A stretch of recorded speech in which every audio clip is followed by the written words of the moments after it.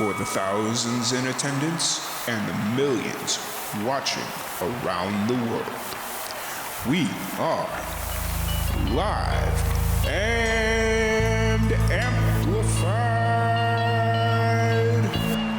So let's get ready to podcast. Fire it up.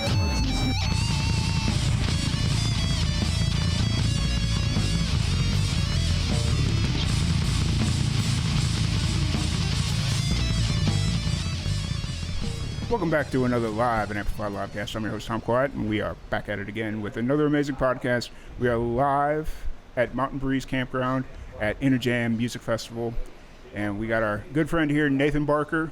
Yeah. How's it going? Man, it's going good. I'm enjoying it so far. Cool. Glad to have you here. I heard you playing a little bit last night, and you got a good sound, man. Man, I appreciate it. Thank you. Yeah. Out there doing my best. Yeah. And so you're from Central Texas, right? Yeah, so I'm from Clifton, but I live in Stephenville now. Okay. How's what was it like growing up in Clifton for you? It's small town USA, and I ended up graduating from Cranfill's Gap, which is even more small town USA. I think I had a class of 7, so. Yeah, we had Kevin on just a little bit ago. Yeah, so, Kevo. Yeah. So who was kind of the influence growing up for music? Who introduced you?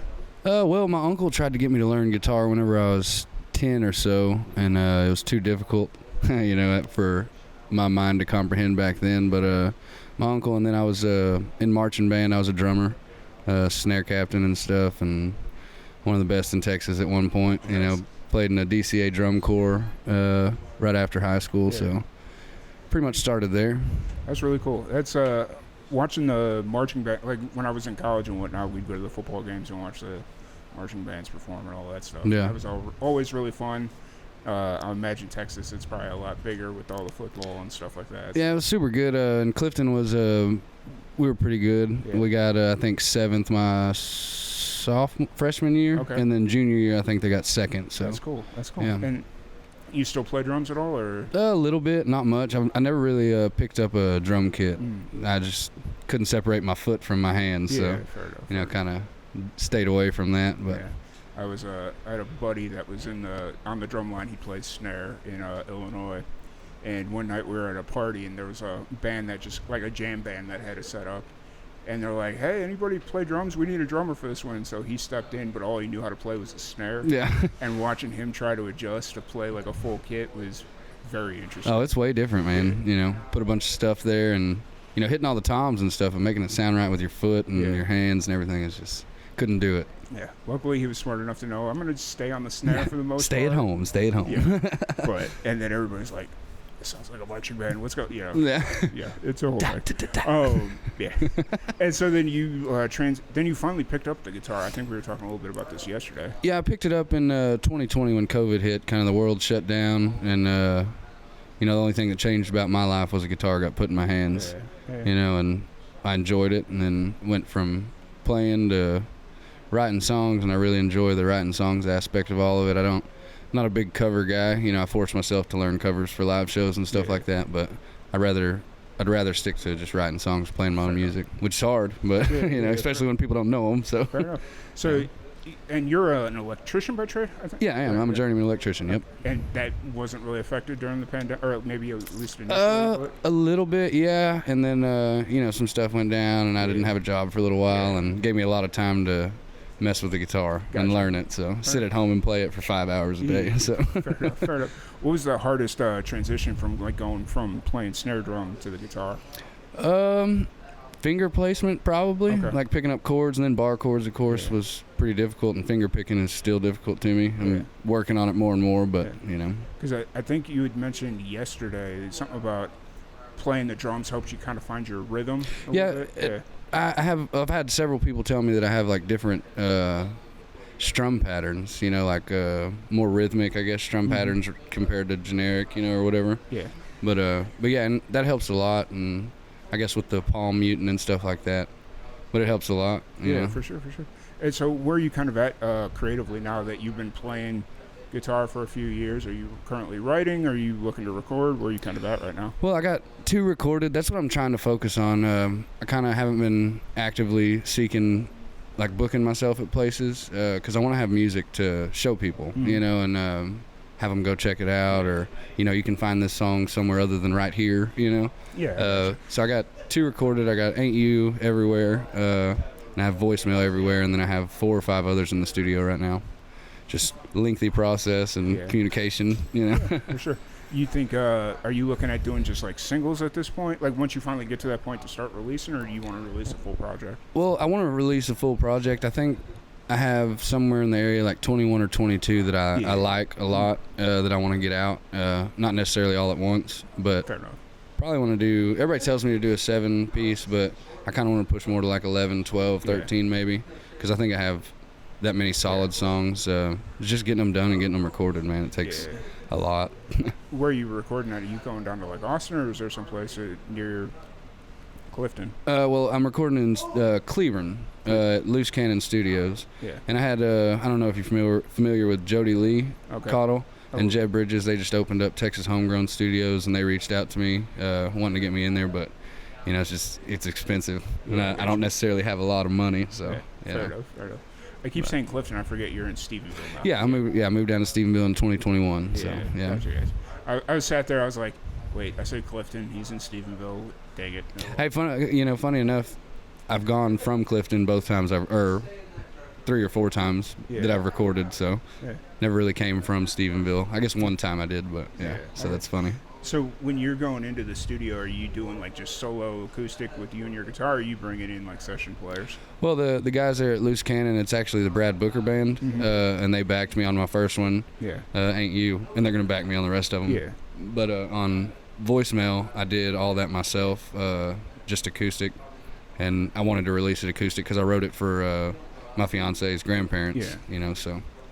But it was a pretty cool little project. I went in there and just laid it down in one day. I think like two or three takes, and put it out there. That's a cherry with acoustic stuff. Like it doesn't take that long to record. Like if you are well rehearsed and like good to go, it doesn't take that long. Right. No, it's pretty easy. I'd like to release. I've had thoughts about doing, full band album, and then coming right back and doing a full acoustic album of the same songs, just to have it out there, for the heck of it. So. It ain't hard to do. Yeah. I think it'd be easy work on everybody too, so. Yeah. I remember the first time we ever sat down to do like when we first started like recording music, we did a full acoustic album. My buddy was running the board and all that stuff, and he's like, all right, this is going to take like 3 hours. Yeah. And I'm like, to record a 12-song EP, it's going to take us 3 hours? He's like, maybe less, but we'll see. Yeah. I'm like, okay. Yeah. Made it even better because the musician was on a keyboard, so it was just like a direct in, and then we just had to have a vocal mic. Yeah. And so it was like, you didn't have to worry about bleed or nothing. It was like, wow. Okay. Super easy. Yeah. No, I like that. I like doing the acoustic stuff. I got to get a little more control, more out of my feelings, I guess, because I'll start playing the guitar hard, start beating on it, Yeah. But in the studio, I tend to calm down and focus more, Yeah, for sure. It's a lot easier. Yeah. And then obviously we're in a jam down by the river right sir. now. It's your first year here. First year. What's the vibes been like for you? Man, I like it. Last night got a little wild, as I'm sure you've heard. Yes. But today kind of coming out of it. Yeah. Gonna wait a little while to start drinking. Right. Let everything ease back down. From the second I met you, you were already like 3 beers deep. Oh yeah. Yeah. I came down here to party, and I think I got that out of the way last night. So that's good. I was sitting there, I was like, I saw the opportunity to go to bed because I knew like the rest of the week probably wasn't going to be much of an opportunity. Right. Because if they're going to be jamming, if there's going to be live music right by my cabin until midnight, and then they're going to be jamming all the rest of the night, and it's like, I'm going to be up at some point. So. Oh, yeah.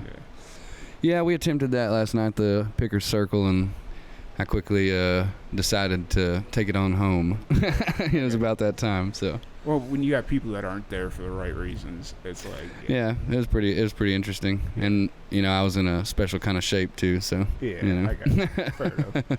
And so after this, you playing shows, or what's your show situation currently? Well, I'm going back Saturday. I'm playing out in Toller for Oktoberfest.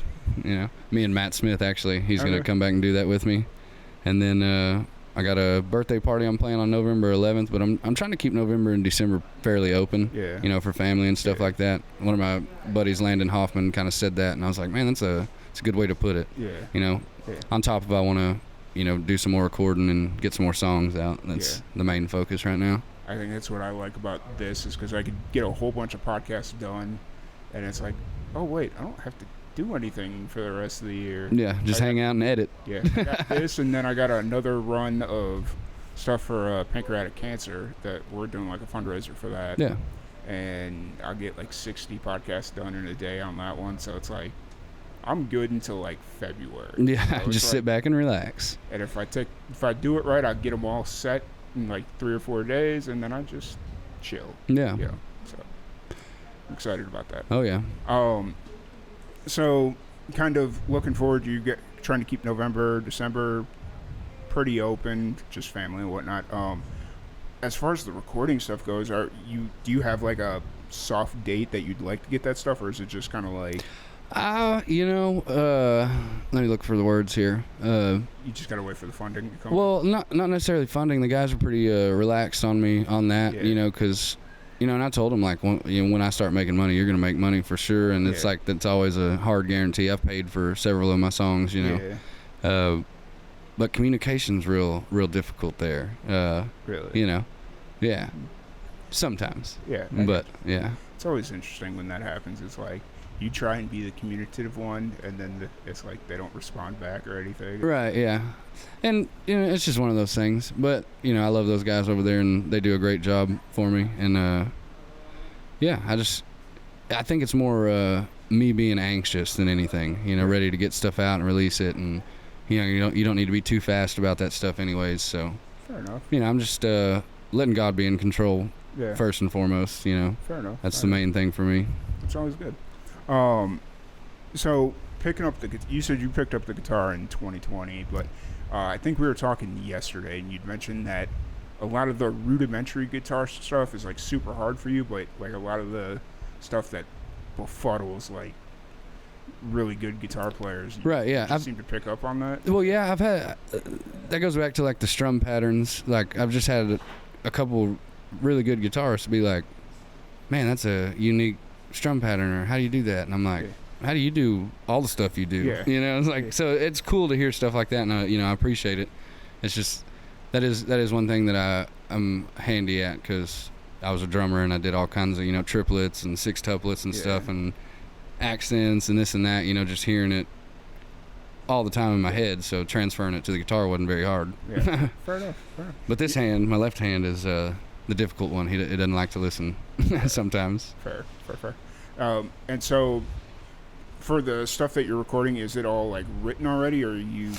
Yeah. Man, I've been having a writer's block lately, because I want to get into finger picking, and I feel like my writing will dive a lot deeper whenever I do get into finger picking. But yeah, no, I have, like I said, 21 or 22 songs that I really like, and probably 11 to 13 that are strong, you know, and I have some other songs like the Pet Raccoon song that I played last night. I kind of want to make an album of those songs, like campfire songs, I guess. Yeah. You know, but yeah, I have all those written right now, and I have several others that I haven't really gotten figured out all the way out or down yet. Is there a specific song there that's like just sits with you all the time that you wish you could get figured out?